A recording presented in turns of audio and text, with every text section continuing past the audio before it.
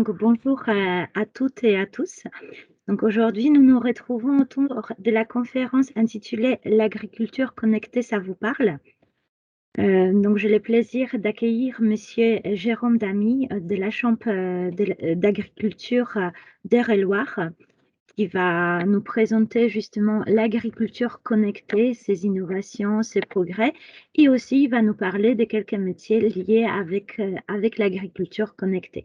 Donc avant de commencer cette conférence, donc je vous rappelle quelques informations. Donc déjà, cette conférence s'inscrit dans un cycle de conférences consacrées à différentes thématiques, donc notamment aussi dans le secteur agriculture. Tout au long de la semaine, vous aurez d'autres conférences qui sont présentées et également dans d'autres secteurs comme numérique, santé, industrie et bien d'autres. Donc juste pour rappel, donc cette conférence va durer 30 minutes. Donc monsieur Damy va nous parler environ 20 minutes, puis on laisse 10 minutes pour les échanges, questions-réponses. Donc vos caméras et vos micros sont coupés, mais vous pouvez poser vos questions dans les chats. Donc c'est un petit bulle là-haut de l'écran. Donc n'hésitez pas de poser vos questions et monsieur Damy va répondre. Donc, pour commencer, voilà, est-ce que vous pouvez vous présenter, voilà, qui vous êtes, quelle est votre fonction et qu'est-ce qui fait votre organisation? Alors, je m'appelle Jérôme Damy, je suis chargé de projet innovation et numérique donc à la Chambre d'agriculture d'Eure-et-Loir. Et je suis également le pilote innovation et numérique au sein de la cellule innovation, recherche et développement en région Centre-Val de Loire. Donc du coup, voilà, moi je suis basé à Chartres. Ce que fait la Chambre d'agriculture, c'est de contribuer à améliorer la performance économique, sociale, environnementale des exploitations agricoles et à la limite par extension de l'ensemble de la filière. D'accompagner les agriculteurs dans leur démarche entrepreneuriale, de création d'entreprises, de développement de l'emploi, etc. De contribuer aussi au développement des territoires, des entreprises agricoles, la préservation de la ressource naturelle, et lié à ça, avec les nouvelles problématiques de réduction de l'utilisation de produits phytosanitaires et de la lutte contre le changement climatique. Il y a aussi une fonction, on va dire de base, c'était de représenter en fin de compte les pouvoirs publics et les collectivités territoriales, qui est quelque part notre première fonction, même si voilà, on tend de plus en plus à apporter du service à l'agriculteur par l'intermédiaire de prestations, par exemple. Et on en parlera justement, ça fera le lien avec toute la partie numérique. Très bien. Donc, rentrons dans le vif du sujet. Donc, parlons de l'agriculture connectée. Que veut dire l'agriculture connectée, en fait? Alors, c'est ouais, c'est une vaste question. C'est un peu un fourre-tout, on met pas mal de choses dedans.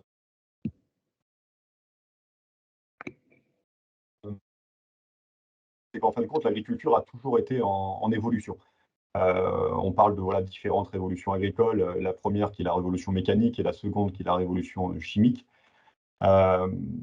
Beaucoup parlent de révolution numérique. J'aime pas vraiment ce terme. Révolution, c'est un changement brusque. En fait, on casse tout et on reconstruit quelque chose de différent. Là, c'est pas du tout le cas. C'est qu'en fait, on est vraiment dans une évolution euh, de l'agriculture et à la limite, sa suite logique, quoi. Et c'est la convergence en fait entre l'agriculture et les nouvelles technologies. Donc avec les capteurs, les réseaux intelligents, tout ce qui est data, les applications, l'automatisme, la robotique, etc. Et en fin de compte, c'est l'association de ces deux milieux, on va dire, qui quelque part au départ n'avaient rien en commun. Et c'est cette rencontre de ces deux milieux qui va faire justement l'agriculture connectée. Et on va utiliser des capteurs, des réseaux, etc., pour apporter plus de services à l'agriculteur. De faire en sorte que on puisse avoir des automatisations comme ça, par exemple, de relevé d'informations météo connectées, et que l'agriculteur n'ait plus à aller relever son pluviomètre manuel tous les matins. Donc voilà, ça, on ne vient pas tout effacer, on vient compléter quelque part là où il y avait des lacunes. Alors quand je dis lacunes, ce n'est pas péjoratif, hein, c'est vraiment où on pouvait en fin de compte automatiser les choses. Et pour finir, en fin de compte, la finalité de ces technologies et de ces traitements, en fin de compte, c'est de massifier, nous, ce qu'on appelle le conseil personnalisé. Donc, en fin de compte, c'est avec tous ces capteurs et ces réseaux, c'est d'être capable de traiter de la en conseil. Donc, en fin de compte, avec voilà, tous ces capteurs, toutes ces données, on va faire des traitements quelque part généralistes. Mais après, avec ces données personnalisées-là, va permettre d'avoir un conseil quelque part fiable et ultra précis pour notre client final, quelque part, qui est l'agriculteur. D'accord, très bien. Et quel est l'état des lieux aujourd'hui, justement, de cette agriculture connectée? Oui, alors du coup, il y a une grosse période d'innovation, donc avec, voilà, avec un peu l'arrivée des startups, même s'il y en avait depuis un bout de temps, c'était de plus en plus. Donc c'était, on va dire, allez, 2015, 2018 en gros, où là, on avait beaucoup de création d'entreprises innovantes, voilà, de nouveaux capteurs, de nouveaux services, donc pendant ces 2-3 ans. Là, c'est un peu plus calme, pour être tout à fait franc. On a en fin de compte un développement des startups qui étaient en période de création durant ces années-là. Et on va vers un peu plus de structuration et vers un peu plus de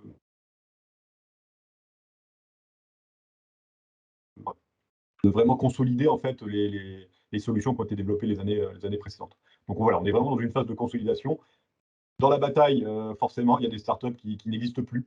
Il y en a qui prospèrent, il y en a qui disparaissent. Ça fait aussi partie un peu du jeu. Et l'idée, nous, en tant que chambre d'agriculture, c'est aussi pour les agriculteurs de défricher un peu tout ça. Parce que dans cette pléiade de solutions, il y a des bonnes, il y a des moins bonnes, il y en a qui sont adaptées, moins bien adaptées. Donc voilà, donc nous, ça pour à la fin fassent les bons choix et n'investissent pas dans des solutions qui ne sont pas viables dans le temps. D'accord, très bien. Et quel avenir pour, justement, pour l'agriculture connectée? Quels sont les freins aujourd'hui et quels sont les avantages? Alors les freins, il y en a encore pas mal. Et voilà, notre travail aussi, c'est les supprimer. Le premier, c'est le coût des outils et des solutions. Je fais le parallèle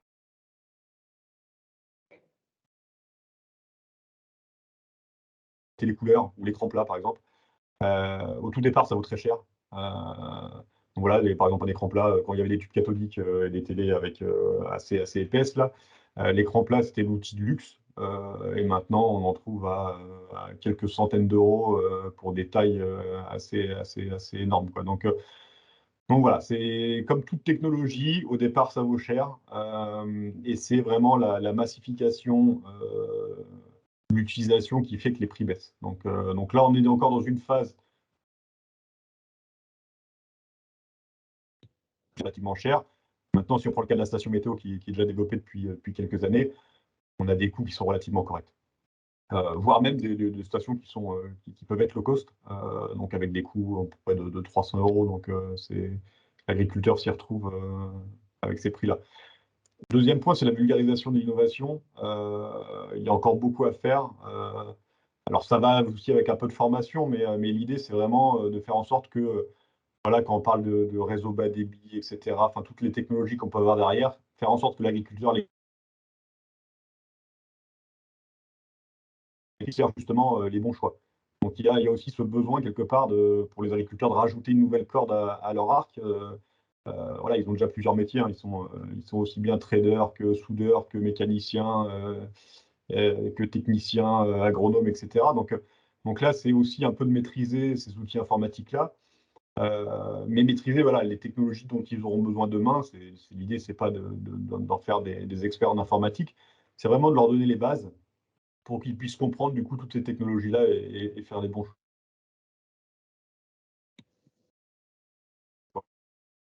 On a eu des outils qui sont arrivés très tôt sur le marché, voilà, parce que les startups avaient aussi ce besoin quelque part de rentabiliser leurs produits assez rapidement. Et on a eu quelques problèmes de fiabilité sur des outils connectés, des capteurs qui étaient vendus aux agriculteurs. Et ça, voilà, ça en a refroidi un peu certains, ceux qui étaient quelque part partis en premier. Voilà, il y a eu des soucis de fiabilité qui font que bah, quand vous achetez un produit plusieurs centaines d'euros et que quelques mois après, il ne fonctionne plus, vous en rendez bien.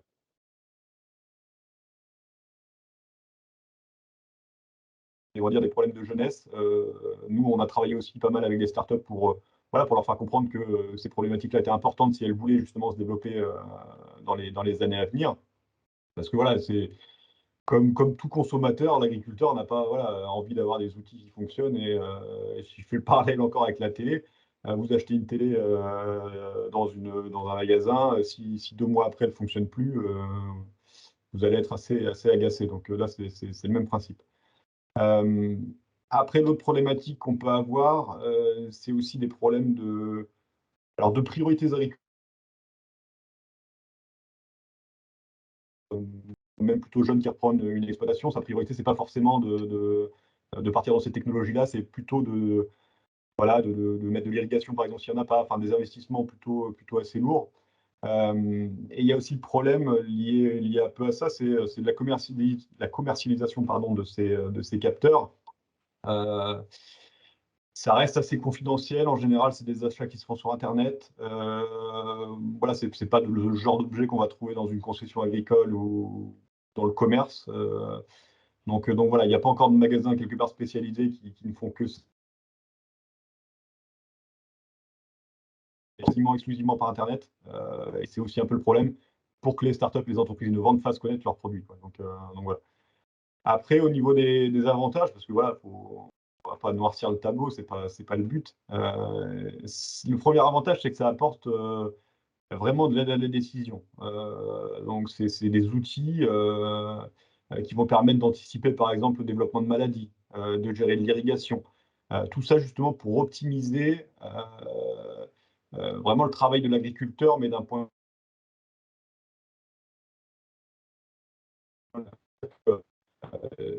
si j'évite de passer un produit phytosanitaire parce qu'il n'y a pas de développement de maladie, bah c'est une économie d'intrants qui est directement faite. Pareil, si je peux économiser un tour d'eau, bah, c'est une économie en eau et aussi bah, l'énergie qui va me permettre d'alimenter ma pompe pour aller chercher cette eau-là dans mon forage. Donc voilà, il y a forcément un impact environnemental et économique. Euh, Après, pour beaucoup d'objets, ça va être un gain de temps. C'est-à-dire qu'on va avoir, par exemple, des capteurs qui vont permettre de suivre la température dans les silos. Donc là, ça évite tout ce qui est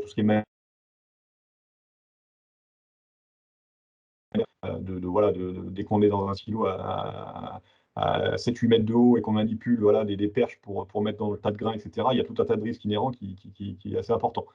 Donc ça, on va le suivre à distance. Donc l'installation, on l'a fait qu'une fois et on ne va pas à chaque fois mettre une perche dans le tas.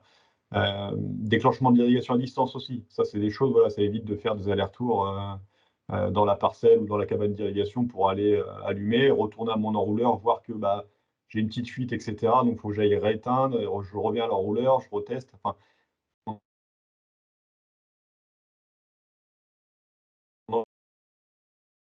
de manière importante du temps. Euh, Après, l'idée, c'est aussi de rester informé. Alors, je le dis un peu comme ça, mais en fin de compte, c'est qu'avec tous ces objets connectés que j'ai sur mon exploitation, ça va me permettre en fin de compte d'avoir un suivi directement sur mon smartphone des indicateurs que je vais suivre. Ça peut être du niveau de cuve, ça peut être, comme je l'ai dit, de la température de grain. Et en fait, tout ça, ça me permet bah, voilà, d'être informé quand je le souhaite et du coup d'avoir une certaine sérénité. Euh, je pense notamment au stockage de céréales.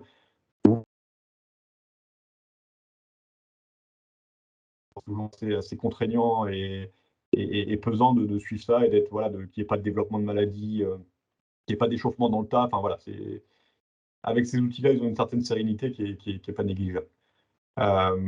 Et voilà, ça leur permet de gérer aussi à distance leur exploitation. On peut avoir même des caméras, etc., qui permettent de suivre tout un tas de choses. Donc voilà, il y a quand même pas mal d'avantages. Maintenant, nous, l'idée, justement, c'est bah, de les montrer parce que voilà, la communication, surtout en période de Covid, c'est vrai que salon, il n'y a plus rien. Donc tout ça, les startups en pâtissent. Donc voilà, donc nous, c'est de lever ces freins-là et d'accompagner justement les entreprises innovantes et les startups à apporter la meilleure solution possible aux agriculteurs. Très bien, donc il y a beaucoup des avantages justement à l'évolution et développement de l'agriculture connectée. Donc maintenant, le cœur de conférence, c'est parler de métiers. Donc, est-ce que pouvez-vous nous parler des métiers émergents dans ces domaines, justement? Ouais, alors émergent, j'ai sélectionné là 3 métiers qui me paraissent essentiels. Ils ne sont pas forcément tous émergents. Vous allez comprendre pour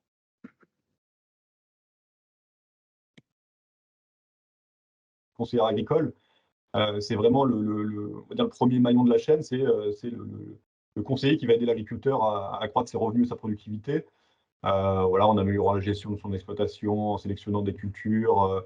Donc voilà, ça va être vraiment tout ce qui est lié à la productivité, à l'agronomie dans l'exploitation agricole, en choisissant le bon matériel, etc.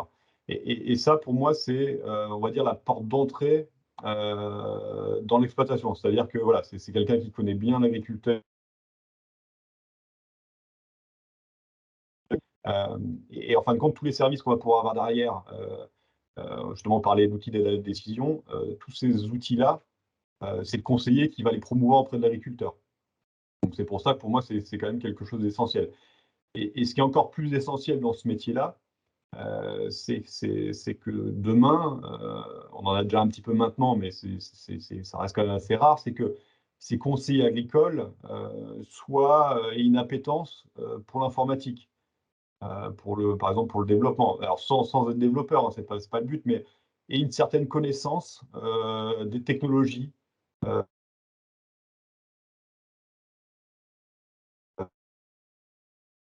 faire le lien, on va dire, de la meilleure manière qui soit et pouvoir parler à l'agriculteur et expliquer, on va dire, toutes ces technologies-là. Et c'est aussi ces mêmes conseillers qui pourront aussi développer des solutions dans les champs d'agriculture, dans les coopératives et autres, dans les négoces, justement pour répondre aux besoins des agriculteurs. Donc c'est pour ça que pour moi, ils ont un rôle essentiel, parce que voilà, c'est vraiment le lien entre nous, quelque part, techniciens, on va dire, plus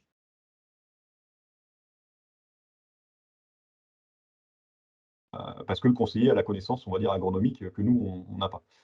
Euh, Au niveau des diplômes requis pour ces formations-là, on est soit dans un BTSA, donc un BTSA agricole, avec potentiellement une spécialisation ou une licence professionnelle donc un an après, ou soit après directement en école d'ingénieur pour être ingénieur agronome. Au niveau de la rémunération, on est ce que j'avais relevé hein, sur salaire débutant aux alentours de 20 et confirmé, on est aux alentours de 30 000 euros. Donc voilà un peu pour faire le topo sur ce métier-là qui est pour moi voilà, le premier maillon de la chaîne. Le deuxième, pour moi, c'est le rôle de chef de projet. Donc voilà, en gros, c'est un peu mon poste. L'idée, en tant que chef de projet, c'est qu'on va élaborer des cahiers des charges, en fin de compte. On va gérer des projets de ce type-là, où on va recueillir l'ensemble des besoins, donc qui pourraient venir par exemple du conseil agricole. Et l'idée de nous, ça va être voilà, de faire le cahier des charges,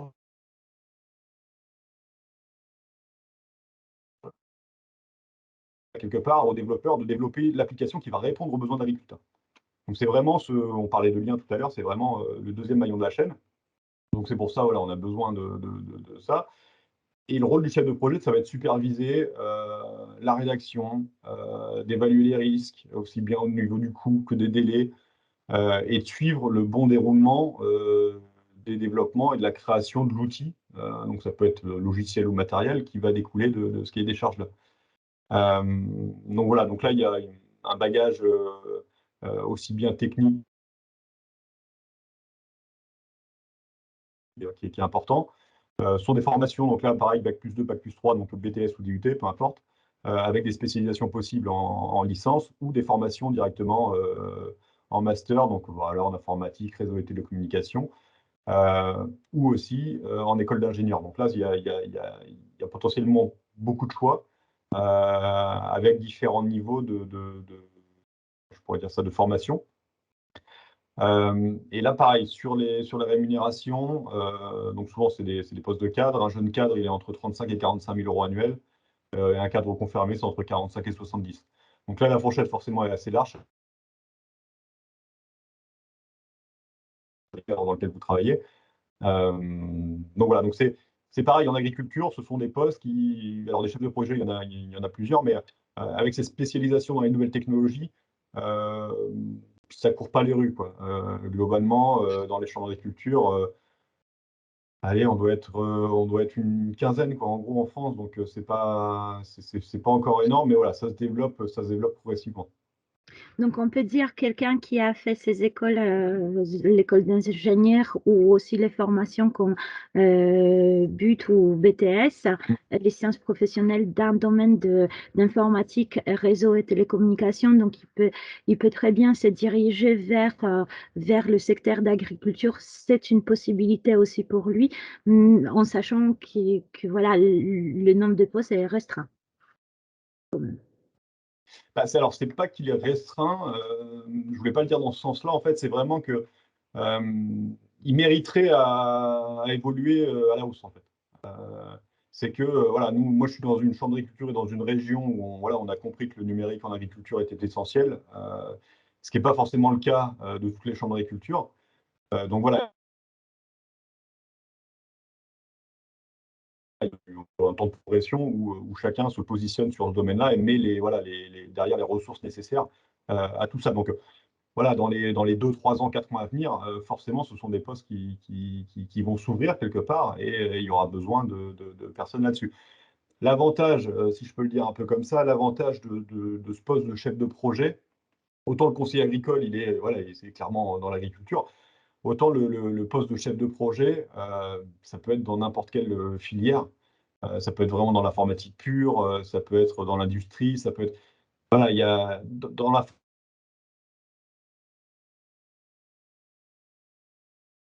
Donc du coup, et c'est pour ça que voilà, je dis que le rôle des conseillers est important, c'est qu'on a besoin forcément de ces connaissances-là. Au fur et à mesure, forcément qu'on est en poste, on les acquiert plus ou moins. Je connais un peu plus l'agronomie que quand je suis arrivé. Mais du coup, voilà, on n'est pas expert, je ne suis pas expert agronome non plus. Donc voilà, il y a un panel, en tout cas en étant chef de projet, il y a un panel de métiers qui s'offre à ces personnes-là qui est vraiment assez important. Après, le dernier métier, alors en réalité, j'en ai mis 3 en dernier, mais vous verrez que ça se recoupe un peu. C'est tout ce qui est lié à la data et analyste. En fin de compte, c'est 3 postes distincts, mais qui sont relativement liés. Le data scientist, enfin, je vais le prendre à l'envers. Le data analyst, ça va être la personne qui agrège la donnée, qui la qualifie, qui la trie, voilà, qui la met dans des bases de données. Donc, c'est vraiment voilà, le premier niveau, si je puis dire. Data engineer, ça va être vraiment la personne qui va créer des applications, des tableaux de bord avec les données que le data analyst aura compilées.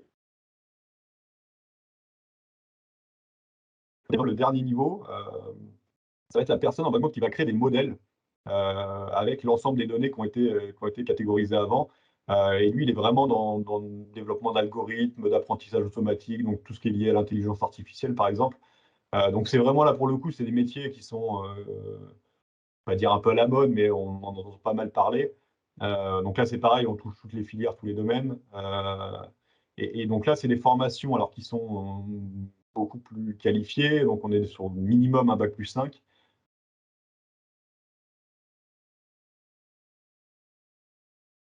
Aussi de filières possibles, et des masters en big data aussi qui se sont créés dernièrement. Ou soit des formations en bac+8, donc de type doctorat en informatique, en mathématiques, ou en modélisation pure de données. Donc là, c'est des postes quelque part hyper recherchés. C'est un métier qui n'existait pas il y a une dizaine d'années, si je me trompe peut-être, mais voilà, on est dans ces eaux-là. Et il y a une demande là qui est extrêmement importante. Donc les salaires vont aussi avec.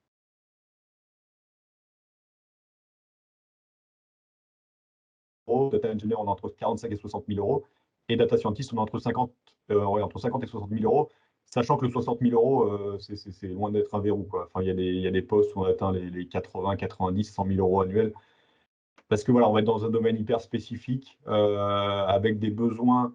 En même temps, ce qu'il faut savoir, c'est que le data scientist, avec ses modèles de calcul, ses analyses, ses algorithmes, etc., il va permettre en général de faire gagner du temps, de l'argent à une entreprise. Donc c'est pour ça que c'est des postes clés. Et là, la plupart des entreprises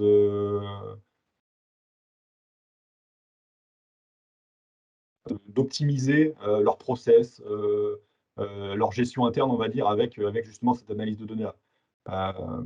Par exemple, je prends n'importe quel, je sais pas, un vendeur lambda dans une entreprise, un commercial par exemple, on va optimiser le fichier client, si je puis dire comme ça, pour savoir qui veut quoi, en fonction de tout un tas de critères, et c'est le data scientist qui va gérer ça. Donc en même temps, ça va permettre de qualifier comment dire, plus précisément mon client, et donc du coup, je vais savoir plus précisément aussi ce que je peux lui vendre de ce type-là. Ça va être vraiment de travailler sur des modèles de prévision, par exemple de prévision de maladie, donc de dire à l'agriculteur, bah voilà, avec les critères que tu me donnes, avec les données que j'ai sur toi, sur ta parcelle, sur ton type de sol, sur la météo que tu as dans ta parcelle, et ben voilà, je vais prédire qu'une maladie peut arriver, ou au contraire qu'elle ne va pas se développer, et de le dire de manière assez précise. Donc vous doutez bien, pardon, pour l'agriculteur, de souscrire à un service comme ça va lui permettre, voilà, de faire des économies.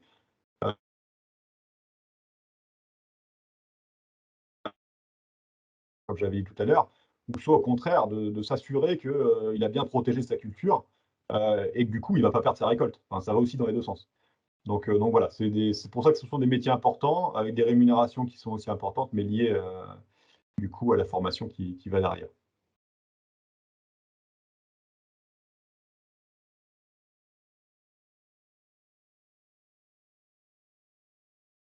Alors je ne vous entends pas. Votre micro est coupé. Oui, effectivement. Voilà. Donc, que conseillerez-vous à une personne qui est intéressée par ce métier?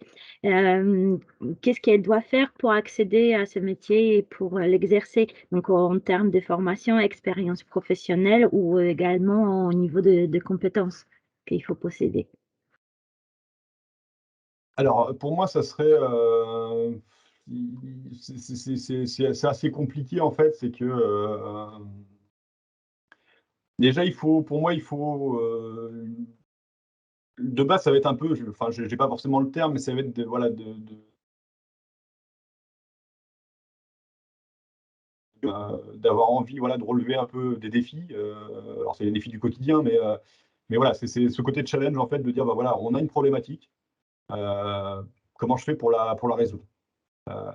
Donc, c'est de faire de la veille, de savoir un peu ce qui se fait au niveau des technologies, des outils que je peux utiliser pour résoudre ces problématiques-là. S'ils existent, bah, comment je les mets en application? S'ils n'existent pas, bah, comment je fais pour les développer? Euh, donc ça va être vraiment ces caractéristiques-là.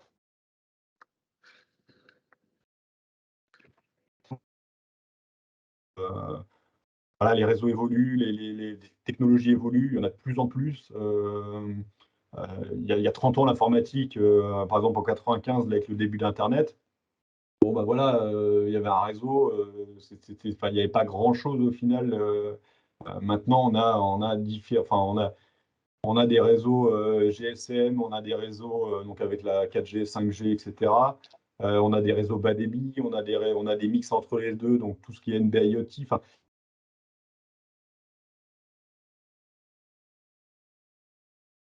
par exemple, si je prends pareil les technologies un peu qu'on peut avoir chez nous, on parle du Wi-Fi, ok, le Wi-Fi, le Bluetooth. Après, vous avez des réseaux pour tout ce qui est un peu domotique, donc le Zigbee, les IOCéan. Enfin, il y a vraiment plein de choses. Et en fin de compte, c'est d'avoir toute cette connaissance-là. Et en fonction de mon besoin, bah, je vais utiliser tel ou tel type de réseau parce qu'il est le plus adapté. Il est moins énergivore, il est plus performant, il a une portée plus longue, etc. Donc c'est vraiment ça. Donc c'est pour ça que voilà, base solide. Euh, et l'envie de travailler avec du vivant. Et ça, c'est aussi important. Ça peut paraître assez basique, mais ça rajoute quand même une complexité. On dit souvent que l'informatique, c'est compliqué. L'agriculture, ça l'est encore plus, dans le sens où il n'y a rien de figé. Enfin, quand une année culturelle qui va être différente parce que la météo va être différente, des réactions de culture qui vont être complètement différentes en fonction du contexte climatique. Enfin, voilà, on a du vivant entre les mains, et c'est pour ça que les modèles de calcul sont aussi un peu plus compliqués. En informatique, on peut assez vite prédire les choses, comment qu'il soit végétal ou animal, c'est un peu plus compliqué. Donc, pareil pour l'élevage, par exemple. Après, au niveau des qualités,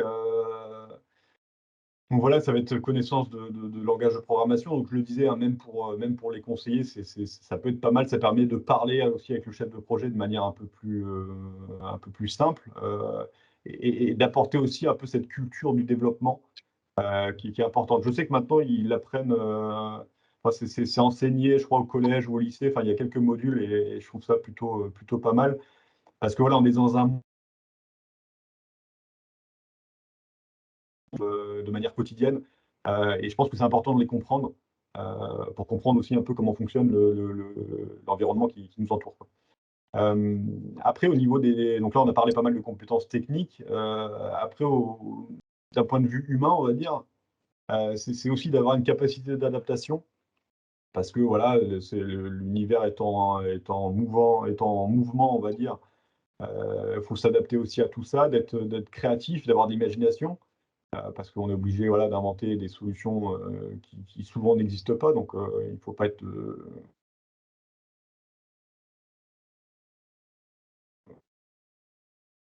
Comme vous l'avez vu là, voilà, déjà, je vous ai parlé de trois métiers, et forcément, ces trois métiers-là sont en lien.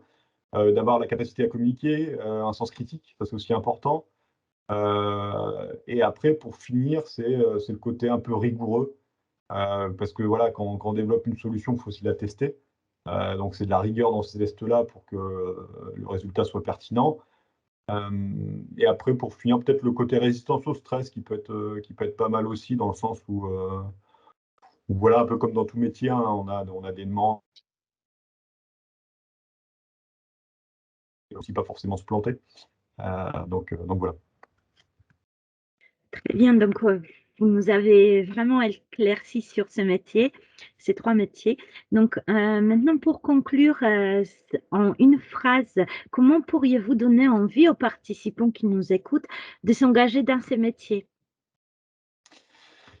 C'est du coup de vraiment être acteur en fait de ce changement-là, parce que voilà, on entend pas mal parler de l'agriculture avec toutes les problématiques qu'il y a en ce moment, réduction des produits phytosanitaires, de savoir qu'on pourra changement climatique, etc. Comment on s'adaptera? Est-ce qu'on sera obligé de changer de type de culture à terme? Parce que voilà, on n'aura plus la possibilité de cultiver les cultures qu'on a actuellement. Toutes ces questions-là, en fait, n'ont pas de réponse certaine, sinon on ne serait pas forcément là. Donc, en fin de compte, c'est voilà, comment j'aide l'agriculteur à répondre à ces questions et à faire en sorte que son métier perdure dans les meilleures conditions. Et pour justement nourrir la planète, qui est aussi l'autre problématique, c'est que voilà, même avec les terres qu'on a, demain ça le sera encore plus. Donc voilà, on est vraiment face à des défis. Donc voilà, à notre échelle et à notre petite contribution, on va dire, c'est comment on participe à cette réponse, et comment on aide les agriculteurs à prospérer demain et à continuer de nous nourrir. Donc je pense que le défi, voilà, est suffisamment intéressant pour que certains étudiants aient envie de participer à ce challenge-là. Très bien. Donc, je vous remercie beaucoup pour ces éclaircissements sur ces trois métiers. D'accord. Donc, au niveau des participants, si vous avez des questions, n'hésitez pas à poser dans le chat. Moi, je rappelle que c'est pour ceux qui sont intéressés par le secteur d'agriculture et aussi travailler dans l'innovation dans l'agriculture. Donc, vous pouvez regarder différentes ressources qui sont mises à votre disposition sur la plateforme. Je vous rappelle également que vous pouvez écouter cette conférence en replay et pour aller construire votre projet d'orientation professionnelle, n'hésitez pas à aller voir Site Orientation où vous allez trouver toutes les ressources, documents et aussi personnes ressources qui peuvent vous guider. Donc, je vois que nous n'avons pas de questions. Donc, messieurs, dames, je vous remercie beaucoup Merci. pour votre intervention et de nous parler de cette agriculture connectée. Merci beaucoup. Merci. À bientôt. Au revoir. Au revoir.